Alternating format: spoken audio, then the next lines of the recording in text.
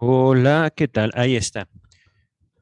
Bienvenidos al año 2022 y vamos a continuar con la lectura de la obra del Dr. Freud. Sin embargo, vamos a hacer una pequeña pausa en las obras de Freud. No vamos a dejarlas, sino justamente vamos a entrar nuevo año, nuevo tomo. No diría yo que una nueva forma de trabajar, pero se aproxima algo así. Estamos inaugurando entonces la lectura del volumen noveno de la obra del doctor Freud, este volumen 9, y recordemos la obra de James Strachey, un alumno de Sigmund Freud, un analizante paciente, como ustedes gusten llamarlo, de Sigmund Freud. Se encargó de traducir sus obras del alemán al inglés, que nosotros posteriormente heredamos como la Standard Edition, ya lo he dicho una y mil veces anteriormente, pero justamente en el afán de seguir la idea, no solo de Strachey, sino de Freud, en el ordenamiento, seguir la evolución del pensamiento del doctor Freud, eso es lo que nos interesa aquí. Ajá. El texto que estamos por abordar tiene un nombre muy particular, un nombre que, a ver, permítame ver si no se baja locamente el micrófono. Bien, el nombre de este texto, hablando de locura, se llama El delirio y los sueños de En la Gradiva de W. Jensen. Este texto fue escrito en 1906, publicado en 1907, un año después. Ajá. Estoy a punto de iniciar la lectura de la nota introductoria. Si vengo hablando de James Strachey es porque esta nota introductoria fue el trabajo del alumno de Freud, un trabajo al cual seguramente el doctor Freud mismo le dio la tarea a su alumno. Ajá. Estas son mis obras del alemán, tradúcemelas al inglés.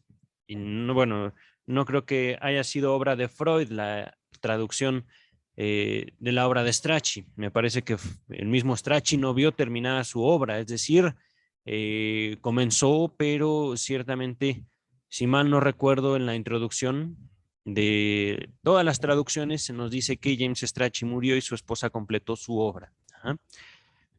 Por supuesto, la esposa también era alumna de Freud y si mal no recuerdo, eh, se formaron juntos como analistas James Strachey y su esposa. Ahorita ya estoy más bien inventando la historia, pero era algo similar. Eh, Estamos entonces a punto de abordar este texto de Freud que tiene un cambio muy radical con lo que veníamos observando. Estudiamos ya la interpretación de los sueños, seguimos con psicopatología de la vida cotidiana y por último el chiste y su relación con lo inconsciente. Estos tres textos que les acabo de nombrar forman parte, digamos, de el cuerpo teórico del psicoanálisis. A través de estos tres textos pudimos notar una práctica muy particular, una visión muy específica del doctor Freud acerca de su objeto de estudio, razón por la cual podemos seguir la idea del doctor Freud de el psicoanálisis como una ciencia natural, Naturalwissenschaften, si mal no recuerdo del alemán, pero hay mucho que decir al respecto. Ajá. Por supuesto, al decir de ciencia natural, estamos hablando de una concepción filosófica, ajá, una concepción específica. Lo digo también porque no estamos hablando, digámoslo así, de algo que quieren hacer pasar en la psicología del mismo psicoanálisis como una especie de secta, ¿por qué no decirlo? Como una especie de visión, pero no de ver, sino más bien una visión de vicio, de perversión, digámoslo así, una pseudociencia de lo que se le acusa a partir del trabajo de Karl Popper. Ajá. Por supuesto, la invitación que haré en este espacio es leerlo todo, es cuestionarlo todo, es por supuesto indagar e investigarlo todo. Ese es justamente lo que a mí me permite sostener mi decir de que el psicoanálisis es una práctica científica, porque justamente lo que me permite es indagar al respecto de lo observado, en cualquier caso, hablando, por ejemplo, de mi obra, Psicoanálisis del Estado. Me permitió el psicoanálisis identificar elementos constitutivos de la dinámica estatal y, por supuesto, rastrear el origen de la ley a la dinámica psíquica. Por supuesto, a partir de esta dinámica psíquica, a partir de este origen psíquico de la ley, formular una línea de investigación que yo he denominado psicoanálisis del Estado. Ajá. A partir entonces de todo lo anterior, quiero comentarles, hay 1, 2, 3, 4, 5, 6 ediciones de esta obra que estamos por estudiar. Repito, El delirio y los sueños en la Gradiva, de W. Jensen. 6 ediciones en alemán. En castellano, ¿cuántas traducciones? Son 6 también. Y ahorita no voy a decir los años. Estamos en la página 3 del volumen 9. Comienza James Strachey. Las que sigue son palabras de James Strachey. Recordemos, traductor.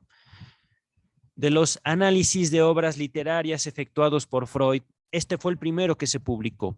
Aparte, desde luego, de sus comentarios sobre, se destaca, Edipo Rey y Hamlet en la interpretación de los sueños. Esto se vio en el volumen 4, páginas 270 a la 274. Entonces, antes de continuar, lo que vamos a ver, de lo que vamos a ser testigos aquí en este texto, El delirio y los sueños en la Gradiva de Jensen, forma parte, digamos, una continuación de lo que posteriormente, incluso yo lo viví en el instituto donde hice mi servicio social en la Facultad de Psicología, a cargo del doctor José de Jesús González Núñez, un profesor de la Universidad Nacional Autónoma de México, que tiene su Instituto de Investigación en Psicología Clínica y Social.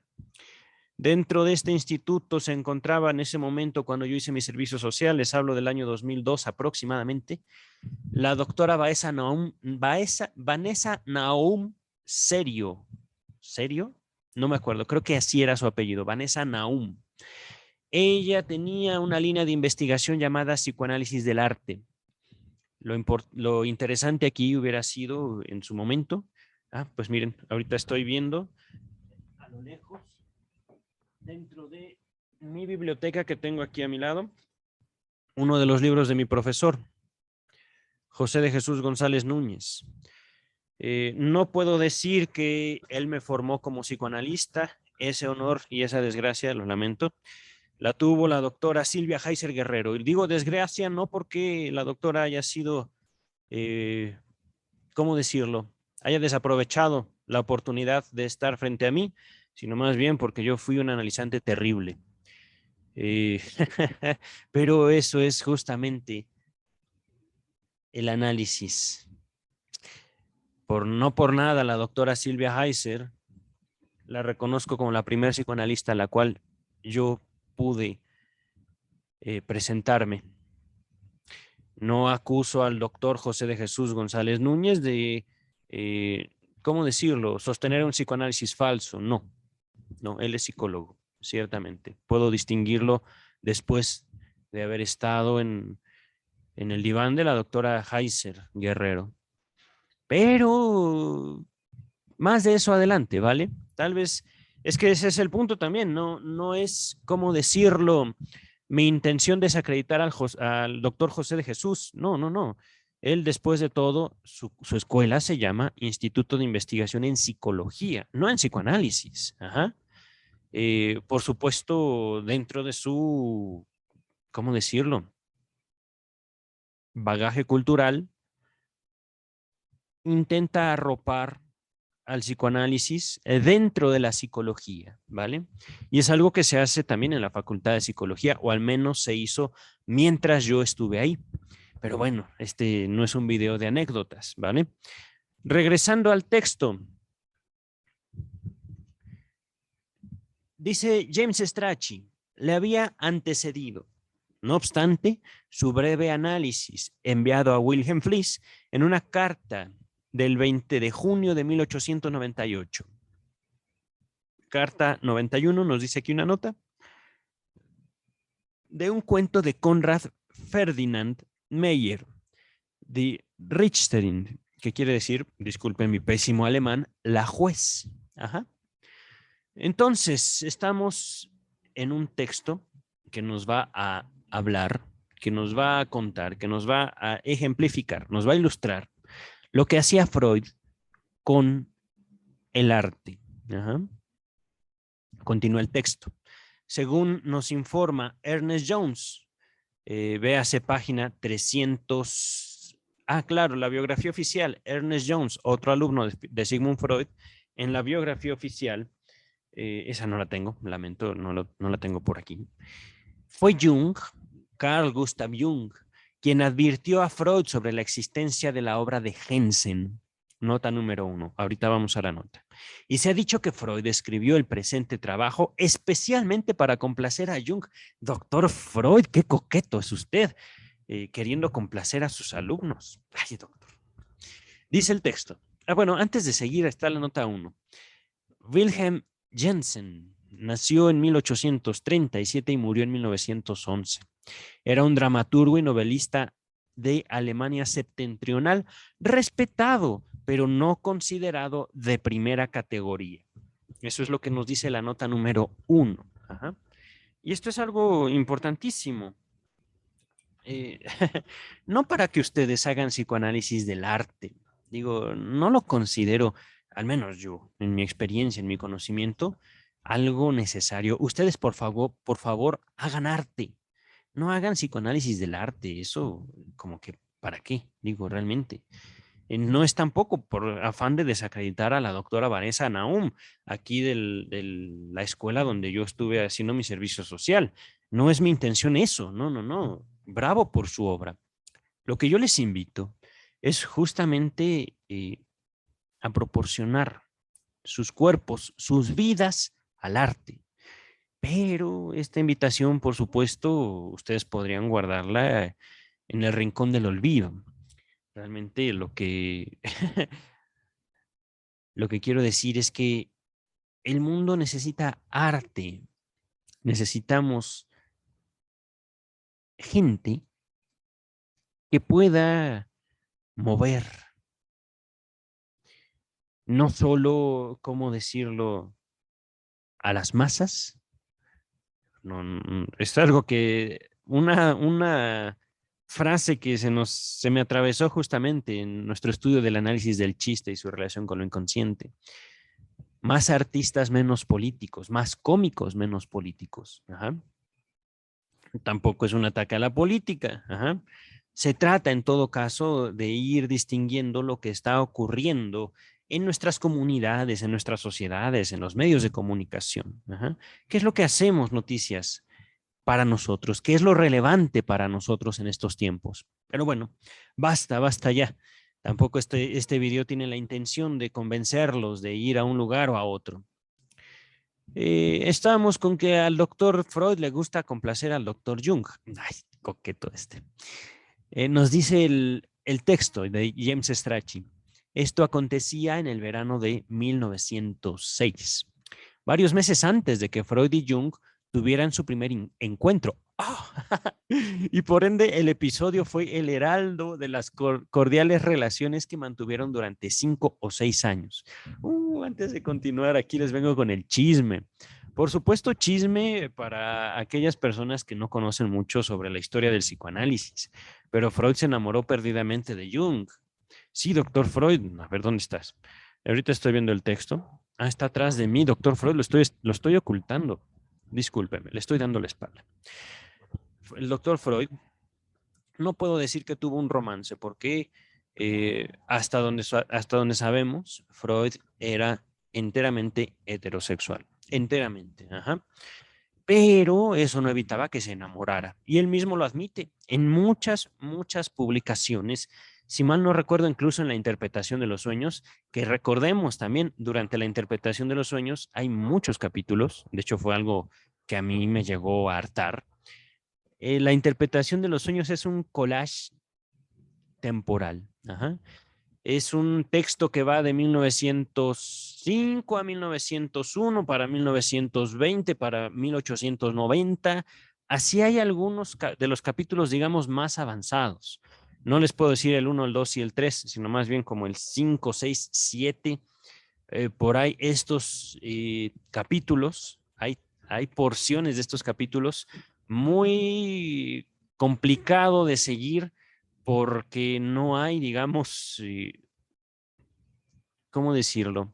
Una idea acabada, sino más bien una idea que va desarrollándose y evolucionando con el tiempo. Ajá. Ciertamente es como algo que del trabajo que ya hicimos en este espacio, no solo seguir la línea de las ideas del doctor Freud, sino también seguir su vida emocional, que por supuesto tiene que ver con las ideas, que eso es algo, una herencia inherente del psicoanálisis.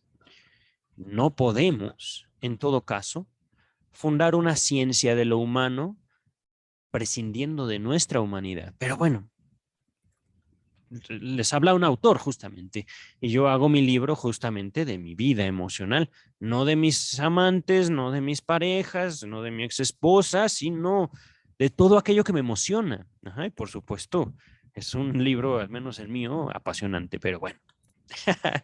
Continuamos con el texto. Relaciones cordiales, entonces, entre Freud y Jung por 5 o 6 años, ¿vale? Más o menos. El estudio de Freud se publicó en mayo de 1907 y poco después él le envió un ejemplar a Jensen, al autor de la Grádiva. A ello siguió una corta correspondencia a la que se alude en el, entre comillas, posfacio a la segunda edición. Véase página 78.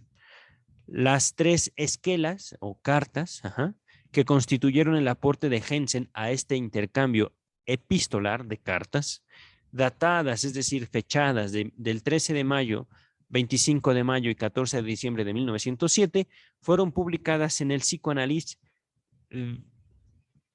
Vivehung, disculpen mi alemán, ¿vale? En 1929. Las páginas, ya.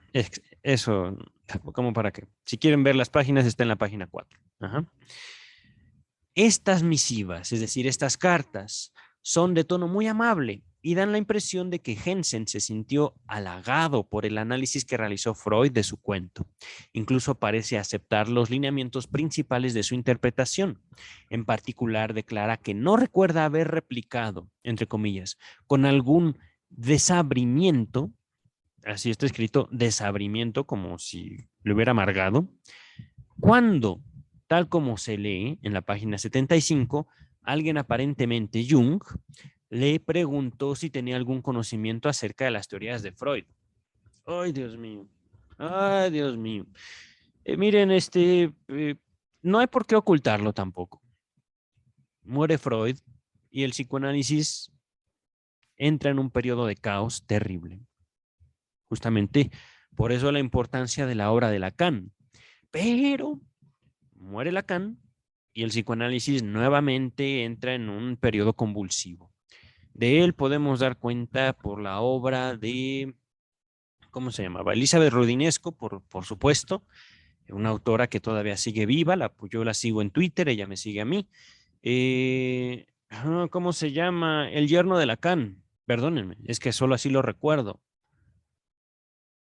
Asson, no es Asson, ese es otro. El freudomarxismo vino antes. ¿Cómo se llama? Se me olvidó. El heredero de Lacan. Jacques. Jacques Marie. No. Mejor no le sigo. Vaya, hay mucho que investigar, mucho que leer, mucho que documentarse, porque también el psicoanálisis no admite o al menos no disculpa la ignorancia. Ajá. Pero bueno, aquí lo que les digo es justamente el caos, que también, digamos, empieza a verse desde la época en la cual Jung era discípulo de Freud, ¿vale?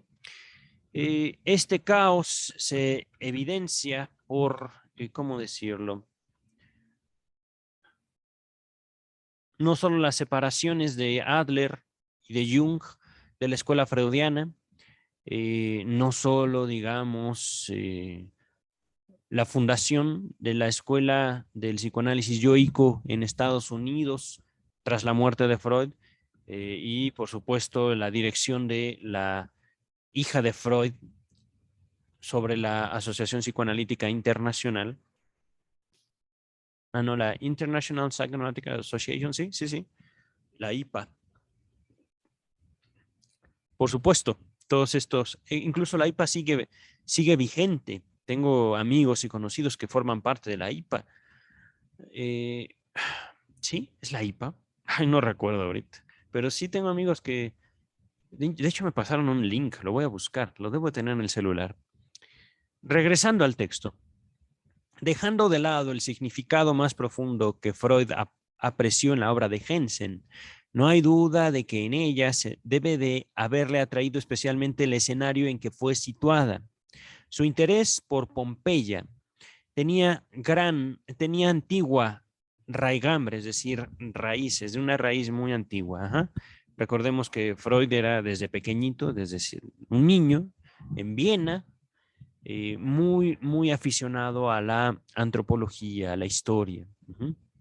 De hecho, él quería ser, si mal no recuerdo, no solo antropólogo, quería ser de estos excavadores, no me acuerdo cómo se llaman. Miren, estoy un poquito apagado el día de hoy. Vamos a continuar. En su correspondencia con Fliess, lo evidencia más de una vez. Esta emoción que sentía Freud por Pompeya. Ajá. Así como asociación a la palabra vía, entre comillas, de uno de sus sueños, véase nota 2, pero vamos a continuar, brinda, entre comillas, las calles de Pompeya que estoy estudiando. Ahora sí, nota número 2, en el sueño de Villa Cerceno, sobre el cual se informa en la interpretación de los sueños. Véase volumen 4, página 323. Si bien no se menciona allí la asociación con Pompeya. Estas notas de James Strachey ciertamente las encuentro ociosas, ¿vale? No tienen mucho sentido aún conociendo la interpretación de los sueños.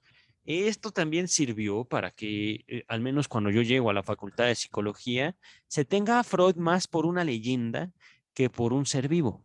Y lo siento, doctor Freud, pero esa fue mi experiencia. Llegando a la Facultad de Psicología, es así como, no, sí, Freud, no, sí, un idiota, pero ahí está, es la historia, ¿no? Y ciertamente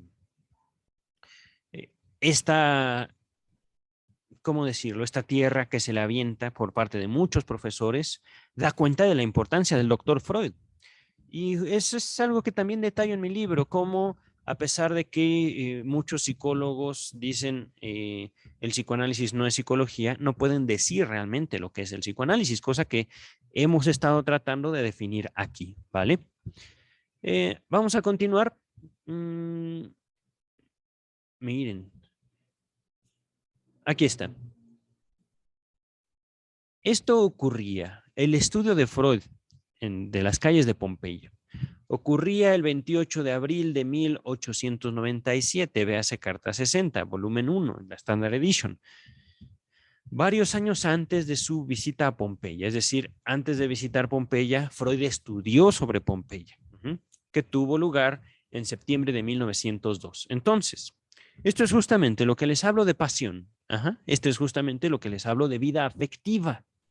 Cuando yo me dispongo a escribir sobre el Estado, no lo hago simplemente porque se me ocurrió, sino porque veo la necesidad, número 1, sino porque también me intriga, número 2, y porque realmente no puedo vivir sin investigar sobre lo que me intriga.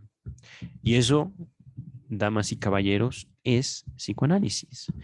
Lo que me intriga, por ejemplo, y fíjense, para que vean, ¿por qué un joven odia a su madre que lo golpea? Es que uno podría decir, bueno, es que lo golpea. Eso no es justificación. Eso ciertamente no nos ilumina sobre lo que ocurre en ese joven a partir de que su madre lo golpea. Ajá. Puede el joven ser masoquista. Puede el joven, en verdad, disfrutar de la ira que se descarga sobre él. Y sin embargo, este joven que estoy atendiendo prefiere odiar a su madre porque lo golpea. Eso, aunque no lo parezca, es motivo de indagación. Eso es motivo de investigación. ¿Por qué? Porque se trata de descubrir en dónde se coloca el sujeto. Así de sencillo.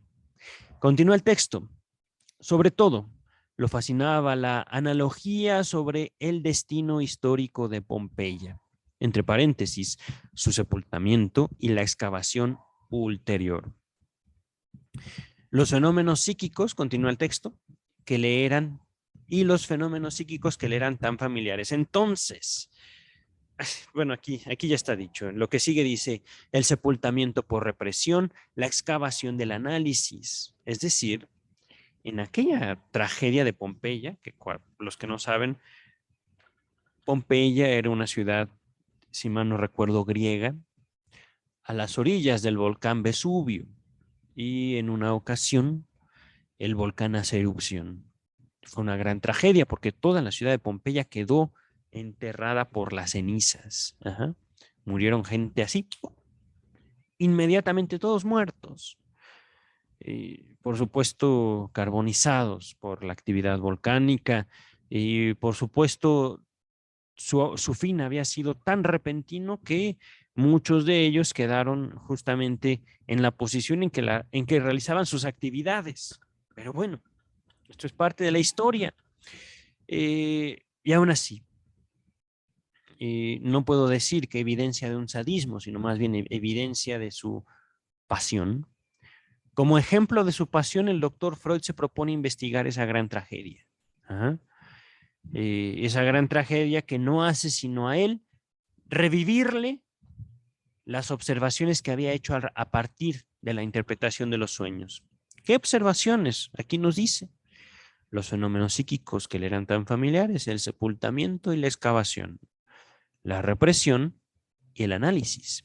Pero aquí hay algo que también quiero que quede muy claro. A pesar de que yo digo la tragedia del sepultamiento, en contraste con Pompeya, ajá, la represión como tal, lo vimos en todos estos tres textos grandes que estuvimos estudiando. La represión no es una tragedia. Ajá. Dicho en lenguaje psicológico. ¿Por qué? Porque también estudié psicología. No se trata nada más de decir las cosas porque se me ocurren. Pero de hecho, parte de algo hay de razón ahí. El psicoanálisis no salva del trauma. El trauma no es, ¿cómo decirlo? Inconsciente. Es que en serio. En la psicología se hace una fábula del psicoanálisis impresionante. Impresionante, queridos escuchas, queridas escuchas. Eh, no vamos a salvar a la gente de sus traumas, especialmente cuando la gente disfruta grandemente de sus traumas. Principio de placer, queridos, queridas. Vamos a continuar. A ver. Algo de esta analogía entre fenómenos psíquicos, represión, excavación, análisis, todo esto que venimos hablando. Algo de esta analogía le fue sugerido por el propio Jensen, el autor de la Grádiva, y aquí, como también en otros contextos, Freud se compulgó en elaborarla. Es decir, vamos a elaborar eso. Usted me da eso se lo regreso. Ajá. Al leer este estudio de Freud, conviene tener presente el lugar que cronológicamente ocupa entre sus obras como uno de sus primeros trabajos psicoanalíticos. Fue escrito solo un año después de la primera publicación del historial clínico de Dora, que ya vimos en Estudios sobre la Histeria, 1905, y de los 3 ensayos de teoría sexual, que también ya vimos, 1905. Es cierto, sería el cuarto gran texto, la interpretación de los sueños, 3 ensayos, el chiste y su relación con el inconsciente y psicopatología de la vida cotidiana. Ándele. Continúa el texto. De hecho, insertos en el análisis de Gradiva se hallan no únicamente una síntesis de su explicación de los sueños, sino también el primero, quizá, de sus trabajos de divulgación sobre la teoría de la neurosis y la acción terapéutica del psicoanálisis. Entonces, ahí está el valor histórico. Continúa el texto. Es imposible no admirar la habilidad casi digna de un prestidigitador con la que extrae un material tan rico de lo que a primera vista no es más que una anécdota ingeniosa. Nota número 3, esta sí la vamos a leer conforme su aparición. Véase en la presentación autobiográfica, volumen 20, es decir, la Standard Edition, volumen 20, página 61. Freud se refirió algo peyorativamente a Gradiva, al texto que vamos a leer, como, entre comillas, una breve novela no muy valiosa en sí misma. Continuamos con el texto, estamos a punto de terminar. Pero sería erróneo subestimar el papel que le cupo en el resultado, repito, pero sería erróneo subestimar el papel que le cupo en el resultado. Sería, perdón, siquiera inconscientemente al mismo Jensen. No entendí una sola palabra de lo que dijo Strachey en esta última frase. A ver, otra vez, a ver. No, señor Strachey, si lo tuviera enfrente, le daba unas palmadas al menos en la espalda para... A ver, ¿qué quisiste decir aquí, papá? Sería erróneo subestimar el papel que le cupo en el resultado, siquiera inconscientemente, al mismo Jensen. ¿Qué? ¿Qué? James Strachey, señoras y señores. Y ahí acaba el texto, esta introducción a la obra de James Strachey, a la obra de James Strachey, pues sí, es que hay algunas notas, algunas observaciones de James Strachey que valen mucho la pena, otras no tantas. Justamente ese collage temporal que hicieron en las ediciones que nosotros heredamos de la interpretación de los sueños, ahí sí James Strachey nos sirve un poquito en el sentido en el que esto es de 1900, esto es de 1890, esto es de 1910, esto es así, ¿no? Taca, taca, taca, taca. Pero no nos explica ciertamente Strachey. Y a veces lo que dice Strachey no lo encuentro eh, con mucho sentido. Pero es James Strachey. Recordemos aquí que cada quien, ustedes son dueños de su significado, son dueñas de su significado y también responsables de su significado al ser seres hablantes. Lo que quiere decir con este comentario mío es que así como yo hablo, bla, bla, bla, soy yo sobre quien pesan mis palabras. Ajá. Si yo dijera, como decían mis maestros en la universidad, Freud es un idiota, pero no soy capaz de decir Freud dijo esto, entonces el idiota sería yo. Si yo acusara al psicoanálisis de ser una pseudociencia y no soy capaz de decir, pero esto sí sería considerar una ciencia por esto y por esto y por esto, y no es considerar una ciencia, al menos no conforme esto, esto y esto, entonces definir qué ciencia, cosa que al menos desde mi propia perspectiva, desde mi propia experiencia y conocimiento, no hizo Popper. Pero no, bueno, sí lo hizo, pero ciertamente su concepto de ciencia, ¿cuál estaba leyendo? ¿Cuál de sus libros estaba leyendo? Ay, se me olvidó. En serio, hoy no vengo con mucha memoria disponible. Pero bueno, vamos a dejar hasta aquí. No, debo tener el libro de Popper aquí luego. A ver, libros, filosofía. ¿Dónde está filosofía? ¿O lo puse en religión? No, no puede ser. Karl Popper, El cuerpo y la mente de Karl Popper. El problema de la verdad. Estoy viendo algunos textos que tengo por aquí. Ah, qué caray, no me acuerdo. Creo que era El cuerpo y la mente. Oh, Karl Popper, El cuerpo y la mente. Sí, era El cuerpo y la mente. Ciertamente Popper hace una elaboración ciertamente interesante, pero un tanto, ¿cómo decirlo? Intrascendente. Aquí es justamente la invitación a que ustedes no sean interesantes, sean más bien trascendentes. Amén. Y amen locamente, por favor. Cuídense mucho.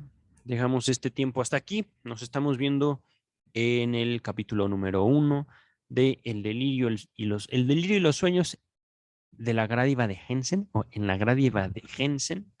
Ay, doctor Freud, ¿por qué me hace esto?